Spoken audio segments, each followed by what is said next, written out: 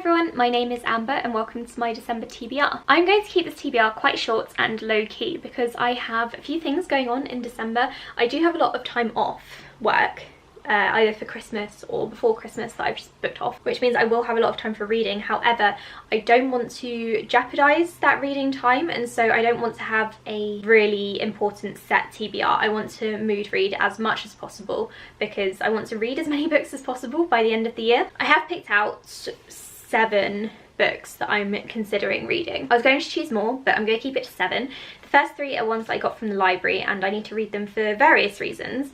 The first one is the Hazelwood. This one is YA fantasy. No idea what it's about other than that, as usual, but the sequel is coming out in like early 2020, probably January, so I'd like to recap it for Recaptain. Then there is Roomies by Christina Lauren. This one is adult romance, I believe. Again, not really sure what it's about. It seems to be set in New York City and I'm intrigued. The next book that I got from the library is Recursion by Blake Crouch. I read Dark Matter by him a couple of months ago and it messed with me so much, and I think this one is probably going to mess with me as well. I think this one seems to be about time travel and memories or something like that. It's science fiction, and if it's anything like his last book, it's going to be incredible. And then the next ones are all books that I already own.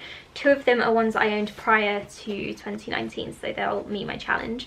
I'm quite behind on my challenge 40 challenge. I need to find a better word for it. It's basically meant to be a challenge where I read 40 of my own books in 2019, and I'm not entirely sure I've managed that. The first one that I want to read is one that I've already started. I'm about a third of the way through, so it shouldn't be too difficult considering it's less than 200 pages, and that is The Picture of Dorian Gray. I started this at the beginning of the year, I think. Everyone knows what this is about. It's about a guy who stays forever young because he's got a creepy photo picture in his attic, and he's a bit of a playboy and I believe bisexual. I could be wrong, but I think he is. Next one is Atonement, which I'm kind of in the mood for because I really feel like crying. I know that sounds sounds a bit ridiculous, but sometimes you're just really in the mood for a book that's going to make you cry because you want to feel some emotions. Not that you don't, or I don't feel them in real life, but sometimes I just really want to weep over a film or TV show or a book. I don't know. Maybe this is just me. Maybe it's not like a normal thing to want to feel. I really want to read Atonement this month. I don't really know why I'm suddenly so excited for it because I was going to read it months ago and then just didn't. I'm nervous. I'm very hesitant because it's a well-loved book, but I'm also very much looking forward to it. The last, which is one that I bought for my birthday. I'm not sure if my birthday haul has gone up now or not, but if it hasn't, this is a spoiler. This one is about, it's set in a Swiss hotel where people are trapped because there's a nuclear war going on and then someone dies in the hotel, so the guests have to try to figure out what happened.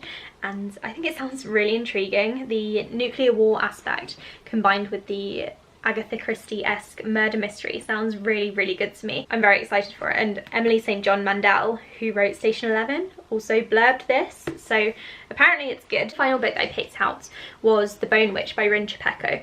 This is not her first book, but it's her first series, I believe. It is very, very well received. I started to read The Never Tilting World, which is her 2019 release, but I couldn't get into it for some reason, so I'm thinking maybe a physical book for one thing, and also her series debut will give me a feel for her writing. It's also floppy, like this is irrelevant, but it's a floppy one. Hopefully it will give me a feel for her writing, and because I will hopefully love this series, which I am expecting to because it's well loved in the book community, I will then be super excited to read The Never Tilting World. Does that make sense? It makes sense for me. It seems logical. So these are the books I'm going to be focusing on in December. Like I said, I do have a lot of time off. I'm expecting to get through way more than this, but I've got a lot of review copies that I need to read that I'm not going to mention here because I do a whole video on it. I have done a whole video on it and I don't think that's up yet either, but it will be. So look out for that. I'm just really excited about reading this month, and I don't want to restrict myself because if I'm in the mood for a book or a certain genre, I want to be able to pick it up, and I don't want to stick to this TBR if it proves to be a nuisance for me. I cannot be dealing with books restricting me at the end of the year. I need to be able to get through as much as possible. This was a really short TBR, but thank you for watching. I'll be back soon with another video. Bye!